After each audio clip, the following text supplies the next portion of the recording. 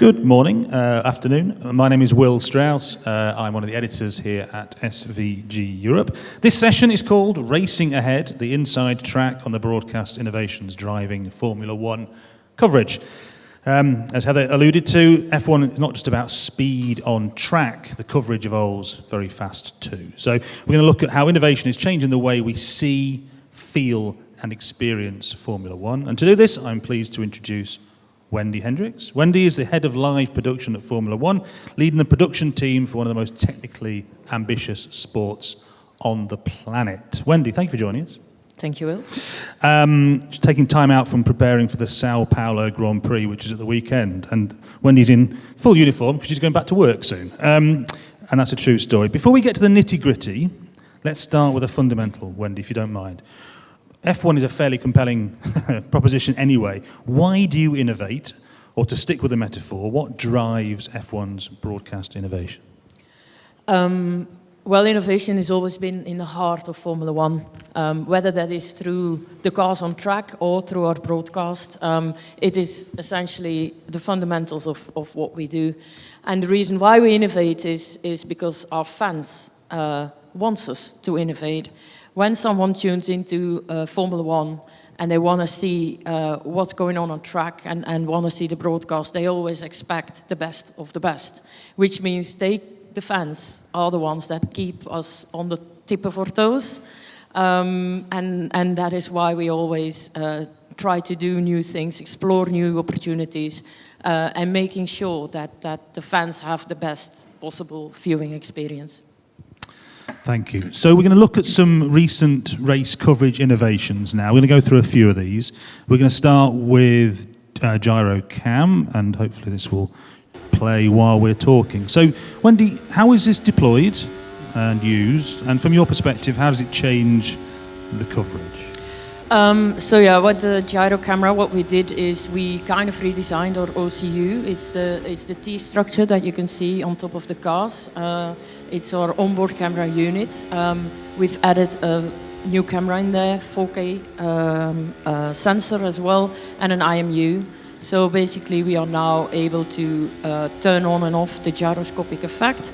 And we can do that remotely, actually, from Biggin Hill. So where you can see the cars at a speed of 330 kilometers per hour, we can turn that up. But also the vibration effects that we see on the camera is something that we can control from our remote base in Biggin Hill.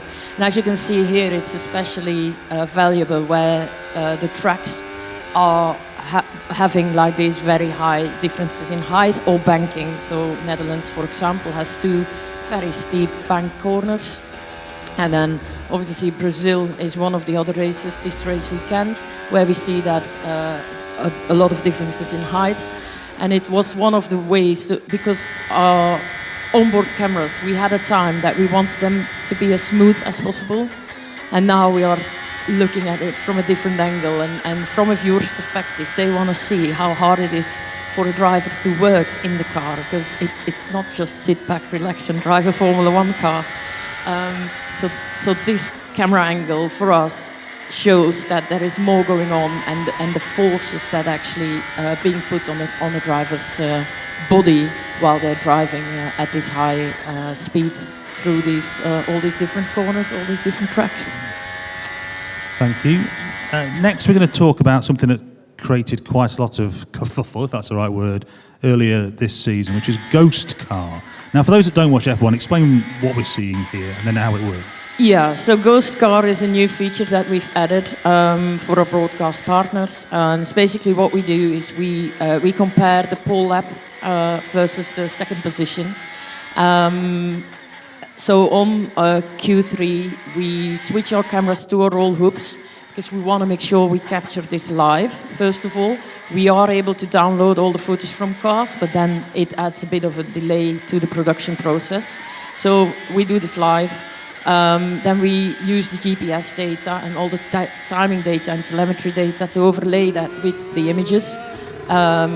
We also have to deal to deal with slightly different camera angles, slightly different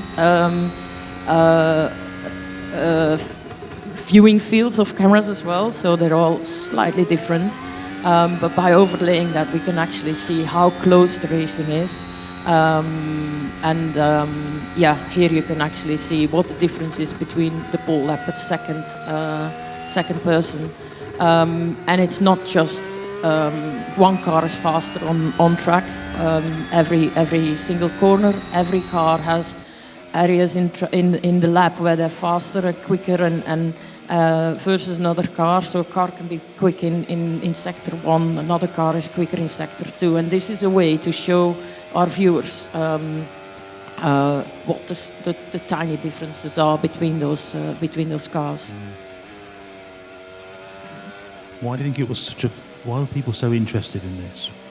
Well, this is specifically, I think, I wanted to keep this for later on, Will, but this is actually appealing to the younger audience, right? Because it kind of tunes into gamification as well. Younger people are used to playing games. They're used to seeing ghost car on racing games. So that's one thing. And then I think the other thing is, like, how can you quantify the time differences in Formula One? 1/100th of a second, 1/10th of a second, 1,000th of a second. How can you quantify that to viewers? What does it mean when two cars cross the finish line? Is it 1 meter? Is it 3 meters? Is it 10 meters? Do we know that? No one has ever actually seen that difference. And for example, this year, Saudi Arabia had a 0.01 difference between the pole sitter and the second position. And this is actually showing how that works and what the fine margins is these drivers need to work with at extremely high speeds as well, and still being that close together when they cross to the finish. Thank you. This next example is the rear impact collision camera, which is quite dramatic because it's very low down. Just again, tell us what we're seeing and how this is operating. Yeah, this is one of my favorite onboard angles, to be honest. We can have up to 9 different onboard angles on the camera. This is one of my favorite ones. It's actually sitting on the rear light, just below the exhaust. And it's giving us these super close angles, and specifically valuable during a race start situation, where you can see these kind of images. Cars are very close together, and the car behind is really coming under someone's wing, so very close. The challenge with this specific camera was the circumstances, right? It's sitting under the exhaust. It's going through a tremendous amount of heat from the power units, but it's a harsh environment in any way, and we needed to make this work also for the teams. There is some electromagnetic interference that we needed to deal with. We need to shield off all the cabling. We need to make sure they're heat resistant. We also need to make sure that videos transport works. Everything needs to go back to that OCU unit for us to be able to receive the footage. But also, we must not hinder the teams when they need to exchange a gearbox or when they need to exchange a power unit. So it's a very tight collaboration with the teams, also with the FIA, to make this camera angle happen. And for next year, we have redesigned the rear light and the camera position as well. So yeah, it's something that we certainly will continue into next year. It's definitely worth the effort. So I've only got a still for the next thing we're going to show you. This is heli tagging and racing lines, isn't it? So apologies, it's not going to move, but again, what data are you capturing and why are you showing it? Well, again, what's it doing for the viewer? Yeah, so we're capturing a vast amount of data. What we can do here is, and we can do it on different angles. It's not just a helicopter, so we can actually do tagging on our track cameras as well. We can also do it on our onboard cameras as well. But this one is specifically highlighting the racing lines, and it's to show the viewers that each driver just take a slightly different approach how they attack a corner. And everyone talks about the apex, the middle of the corner, but where is the middle of a corner? It's quite hard to define, and you can actually see that even in Formula One with these very experienced drivers, they take a slightly different approach to each corner, which means that a driver, for example, can brake a bit later, takes and carries less speed into the corner, but then and probably loses some speed coming out of it. Driver who brakes a bit earlier, for example, carries more speed into the corner and can go quicker on the throttle after. But then also you can see these slight differences, and it just adds to the viewer experience, so the people can now understand that drivers take different racing lines, and that is why sometimes they lose time or they win time. And so on. It's also when you come in and out of a corner, you always have this little bit of this harmonica effect. So coming towards a corner, when there is a battle, you can see the cars coming closer together. It's normal because the first car starts braking first. And you can see them just opening up again after the turn. Now with this tagging, we can not only just do the names on top of the cars, so we can identify multiple cars in one frame, even more than two. And then also we can overlay the augmented racing line on the shot, and we can do that in a live environment.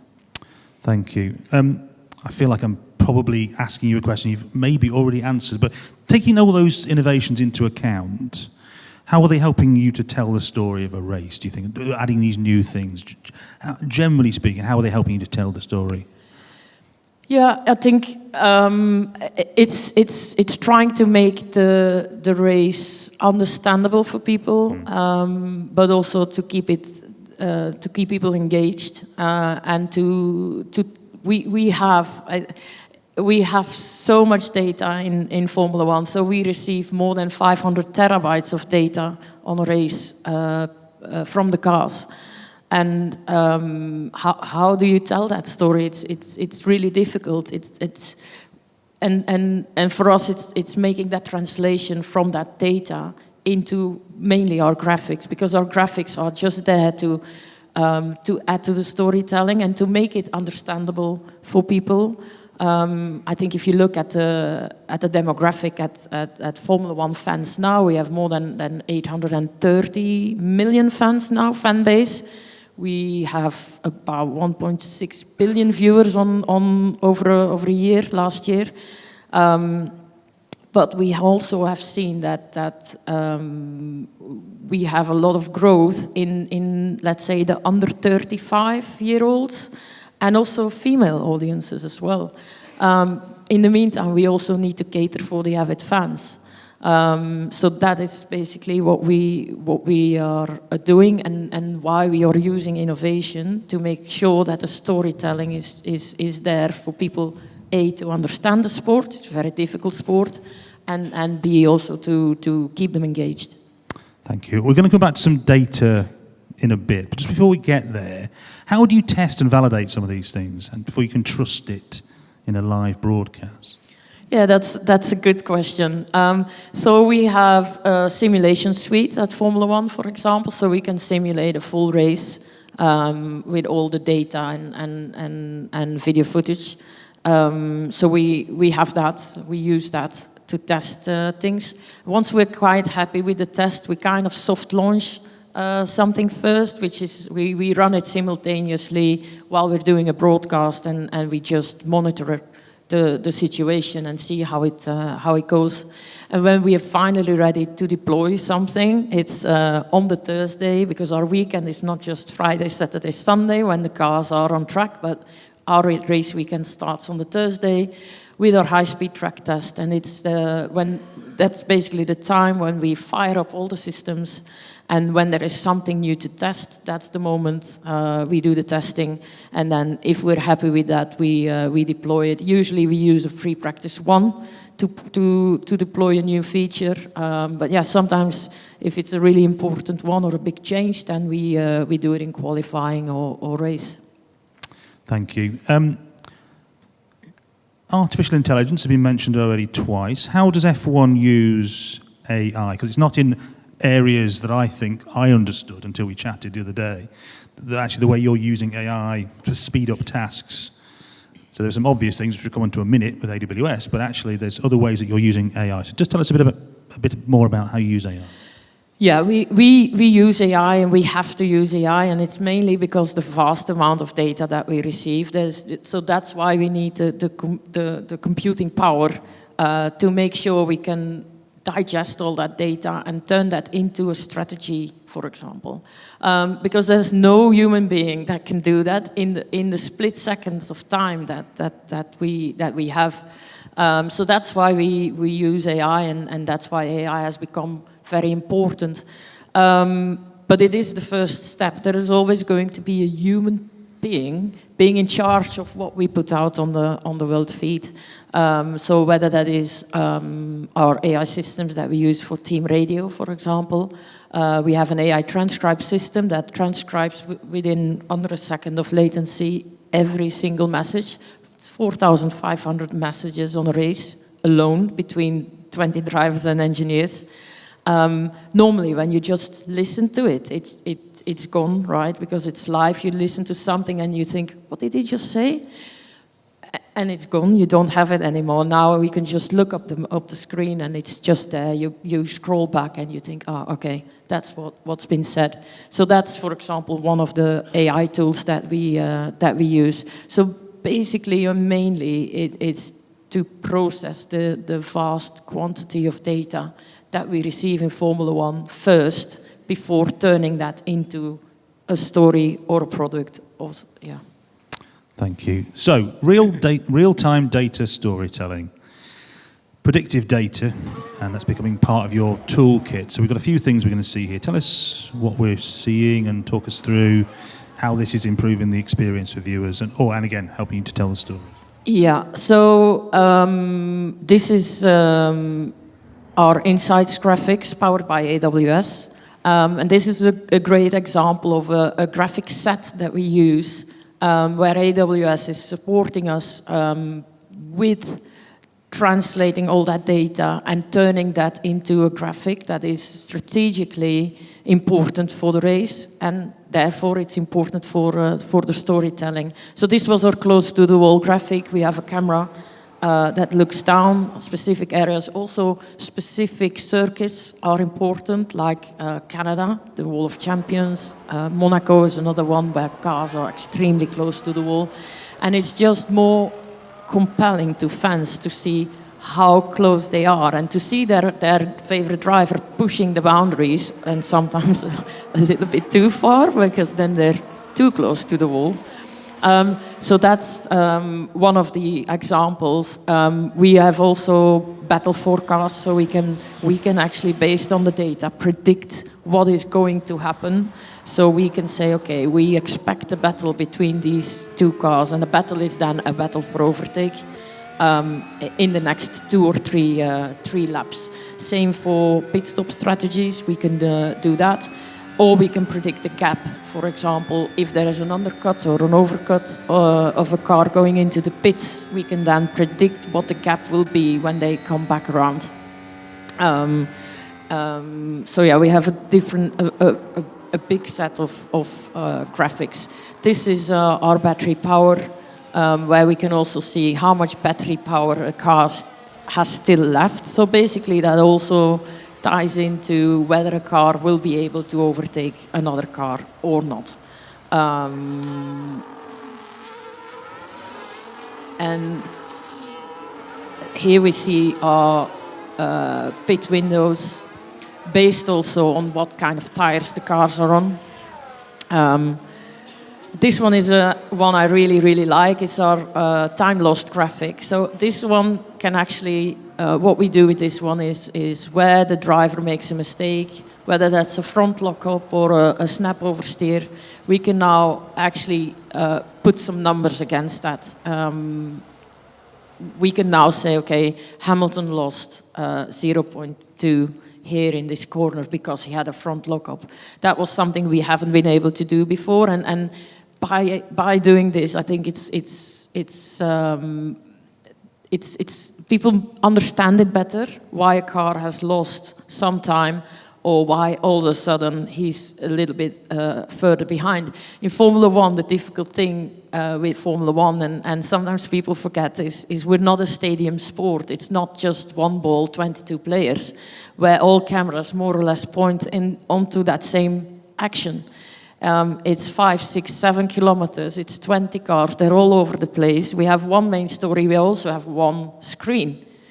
We have introduced picture-in-picture, so we can tell a secondary and a third story sometimes, but still, there's just a lot happening at the same time, and while we're on a story, or a main story and following a battle, we line up a second story as well, but then all of a sudden a car goes off behind, and that becomes the first story. So it's really hard to to make that like something that people understand. So sometimes people just see like, oh, he has lost a lot of time. So why is all of a sudden from 0.7 to 1.4 seconds? And then through our replays and our time lost graphic, we can actually explain what happened. You're actually now in a position, so you talked about storytelling there, where your production team can also predict what's going to happen. So there's an in-house thing called Track Pulse, which it won't look very exciting on the screen, I apologise. It's going to be a cursor moving on some data points, but this is helping the production team know what's going to happen, is that right? So therefore they can predict those things and improve the viewing experience. Yeah, absolutely. So this is a new tool that we have developed internally. Through our long-lasting partnership with AWS as well. And before the team, we're all experts in reading a race through timing screens. Everyone in my team can look at a timing screen and we actually know exactly where the cars are and what's going to happen at track. But this tool just makes that more visible as well. So it takes all the data and then it uses all that data to turn that into emerging stories. So where do we think the next story will evolve? And this is helping the production team to line up additional stories, or making sure that everyone is ready to make a switch from a battle between the number 1 and 2 and move to a battle, for example, between in the midfield number 8 and 9. So that's why we have developed this tool and how we use the tool. And will that develop further from that point? Is there more to it that can be used for? Yeah, well, we have more development phases lined up, and this might become the next tool for broadcast partners or even fans. Talking of fans, this year another launch was the F1 TV Premium offering, which gave the avid fan a lot of choice as to what they saw on screen. Now, I appreciate this is not directly your department. However, Wendy's very kindly talked to some colleagues to give us a little bit of an idea as to what this was all about. But what are we seeing? So you're seeing the various feeds that you would ordinarily produce, but they're just provided as an option. Give us an overview of what this is and how it operates. Yeah, so it's basically the premium tier of our F1 TV subscriptions. Nothing has changed for the workflows, so we just deliver all the feeds to the OTT team.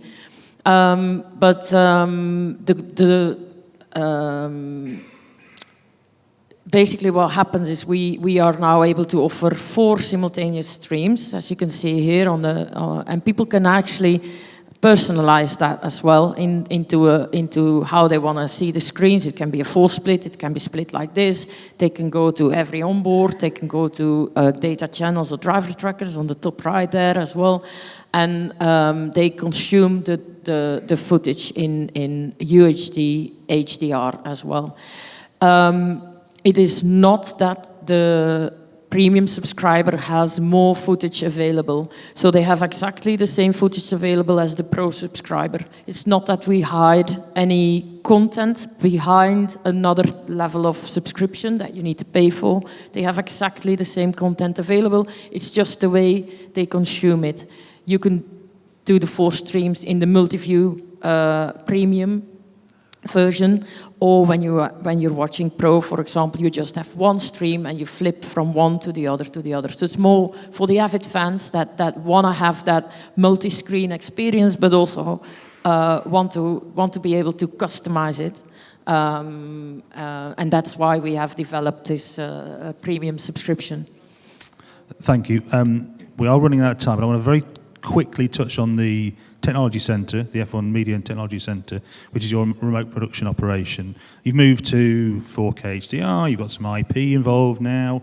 Tell us a little bit about that and how those changes have come about. Because it feels like you're already doing loads of innovation, and now you've done this as well. It's almost, you don't ever seem to sit still as an organisation, do you? But tell us a little bit about the Operations Centre, because there's clearly some evolutions there.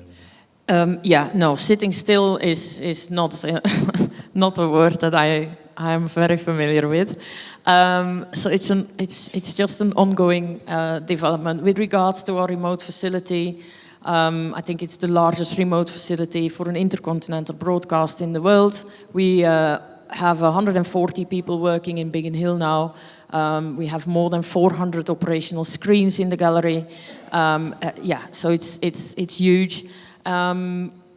With that, we have been able to kind of reduce our freight with 34%.